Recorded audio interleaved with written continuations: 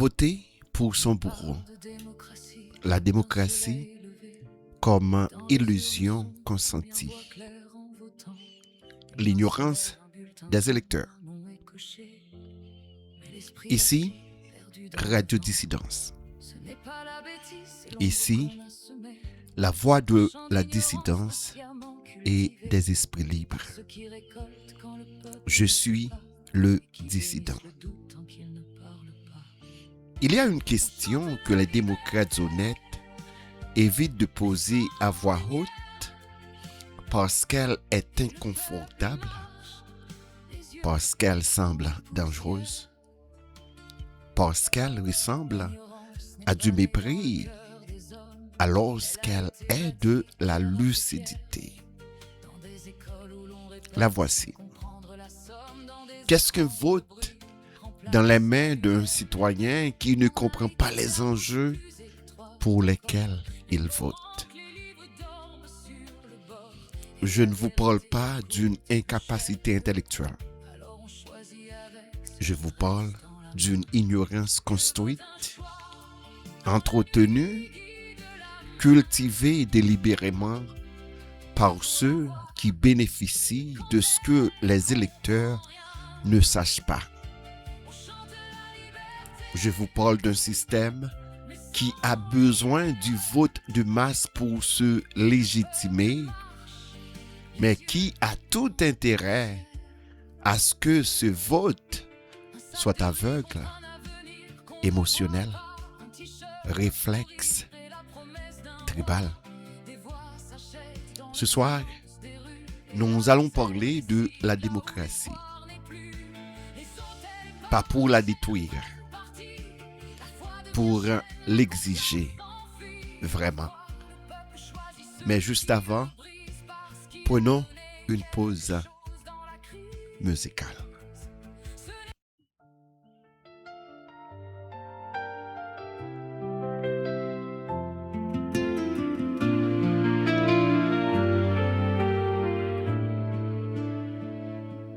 On me parle de démocratie comme d'un soleil levé, mais dans les urnes sombres, combien voix claires en votant. Une main se lève, un bulletin tombe, un nom est coché, mais l'esprit vacille, perdu dans le vent. Ce n'est pas la bêtise, c'est l'ombre qu'on a semée, un champ d'ignorance patiemment cultivé par ceux qui récoltent quand le peuple ne sait pas, et qui bénissent le doute tant qu'il ne parle pas. Que vaut un choix quand la nuit guide la main? Que vaut la voix quand elle ne comprend rien? On chante la liberté, mais sans lumière, et le peuple marche, les yeux dans la poussière. L'ignorance n'est pas née dans le cœur des hommes, elle a été bâtie pierre après pierre, dans des écoles où l'on répète sans comprendre la somme, dans des écrans où le bruit remplace la lumière. En Haïti, la route est plus étroite encore, les moments que les livres dorment sur le bord, et la vérité coûte plus cher que le pain, alors on choisit avec ce qu'il reste dans la main. Que vaut un choix quand la nuit guide la main? Que vaut la voix quand elle ne comprend rien? On chante la liberté, mais sans lumière, et le peuple marche, les yeux dans la poussière. Un sac de riz contre un avenir qu'on ne voit pas, un t-shirt, un sourire et la promesse d'un roi. Des voix s'achètent dans le silence des rues, et la misère décide là où l'espoir n'est plus. Les hôtels parlent, les chairs prennent parti, la foi devient chaîne, la conscience s'enfuit, et parfois le peuple choisit celui qui le brise parce qu'il a donné quelque chose dans la crise. Ce n'est pas folie. L'ignorance n'est pas naturelle. Commençons, mesdemoiselles, mesdames et messieurs, par écarter un malentendu. Un malentendu fondamental, bien sûr. L'ignorance politique des masses n'est pas un état naturel. Elle est produite. Elle est produite par des systèmes éducatifs qui enseignent l'obéissance avant la pensée critique. Elle est produite par des médias qui préfèrent le spectacle au débat. Elle est produite par des dirigeants politiques qui investissent dans les campagnes électorales des sommes astronomiques pour façonner les perceptions, déclencher les émotions, court-circuiter le raisonnement. En Haïti, l'ignorance politique a des causes historiques précises. Le taux d'analphabétisme reste l'un des plus élevés de l'hémisphère. L'accès à une éducation civique réelle est limité. Les médias traditionnels sont souvent liés financièrement ou structurellement au réseau de pouvoir qu'ils devraient examiner. Dans ce contexte, demander à un électeur de voter de manière informée, c'est lui demander de naviguer dans l'obscurité. Mais l'obscurité n'est pas le fruit du hasard. Elle est le résultat d'un sous-investissement délibéré dans l'éducation, dans la presse indépendante, dans les institutions civiques. Et ce sous-investissement profite à ceux qui gèrent le pouvoir parce qu'un électorat ignorant est un électorat manipulable. Les mécanismes de la manipulation électorale. La manipulation électorale en Haïti a pris, au fil des décennies, des formes multiples. Achat de votes en liquide, souvent la veille du scrutin. Distribution de nourriture, de t-shirts, de casquettes portant l'effigie du candidat. Promesse de projets communautaires qui ne se matérialiseront jamais, mais qui mobilisent des espoirs réels. Utilisation de chefs religieux, pasteurs et prêtres pour légitimer des candidats depuis la chair, transformant un choix politique en acte de foi. Et au-dessus de tout cela, la violence, l'intimidation, les urnes disparues ou bourrées, les résultats proclamés avant le dépouillement, les conseils électoraux achetés ou nommés par les pouvoirs en place. Mais voici ce qui est plus troublant encore que la fraude ouverte. Le vote sincère pour son propre bourreau.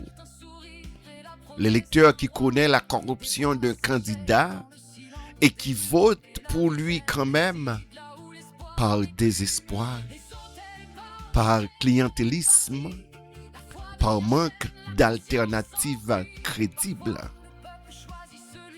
L'électeur qui choisit l'homme qu'il a opprimé parce qu'il lui a distribué un sac de riz et que l'autre candidat n'a même pas eu cette courtoisie.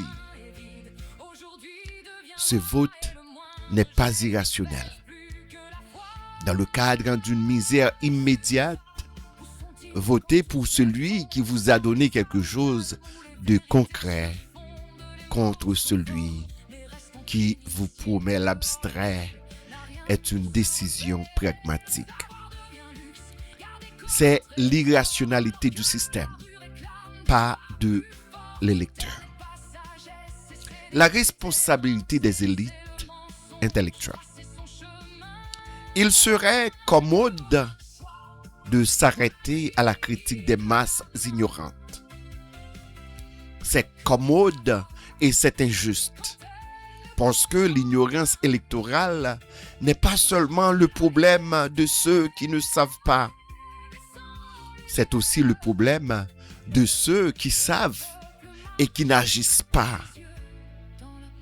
Les élites intellectuelles haïtiennes, les universitaires, les journalistes, les avocats, les médecins, les ingénieurs ont une dette historique envers la société qui leur a permis, souvent à grand sacrifice collectif, d'acquérir cette formation. Cette dette s'appelle l'éducation civique populaire. Elle s'appelle la traduction accessible des enjeux complexes. Elle s'appelle le courage de nommer les fraudeurs, même quand ceux-ci sont des alliés de classe. Trop souvent, mesdemoiselles, mesdames et messieurs, les élites intellectuelles haïtiennes ont choisi le silence, l'exil ou la compromission. Trop souvent, elles ont réservé leur lucidité au cercle privé et leur conformisme aux espaces publics. Ce n'est pas de la prudence, c'est de la lâcheté. Ce que la démocratie réelle exigerait. La démocratie n'est pas le vote. Le vote est l'outil. La démocratie est le niveau d'information, de délibération et de liberté qui rend ce vote réel. Une démocratie réelle exige une presse libre et financièrement indépendante du pouvoir. Elle exige un système éducatif qui forme des citoyens capables d'interroger leurs gouvernants. Elle exige des institutions électorales que personne ne peut acheter. Elle exige une culture politique où la contestation est légale, normale, valorisée. Aucune de ces conditions n'est pleinement réunie en Haïti aujourd'hui. Et tant qu'elles ne le seront pas, le vote restera ce qu'il est trop souvent, un rituel vide qui donne une apparence de légitimité à des pouvoirs qui n'en méritent aucune. Voter est un droit, mais un droit sans les conditions de son exercice réel n'est qu'une promesse sur du papier. Ce soir, chers amis, je ne vous ai pas demandé de ne pas voter. Je vous ai demandé quelque chose de plus exigeant. De savoir pourquoi vous votez, pour qui vous votez et ce que vous avez le droit d'attendre en échange. Pas un sac de riz, pas un t-shirt, pas une prière de campagne, mais un programme, une cohérence, une responsabilité. Et si aucun candidat n'offre cela, alors la réponse la plus lucide n'est pas le silence ou la résignation. C'est l'organisation, c'est la construction lente, difficile d'une alternative. Parce que la démocratie ne se reçoit pas, elle se construit. Et cette construction commence ici, dans les têtes, avant d'arriver dans les urnes. Ici, Radio Dissidence. Ici, la voix de la dissidence et des esprits libres. Je suis le dissident. Bonne nuit, Haïti.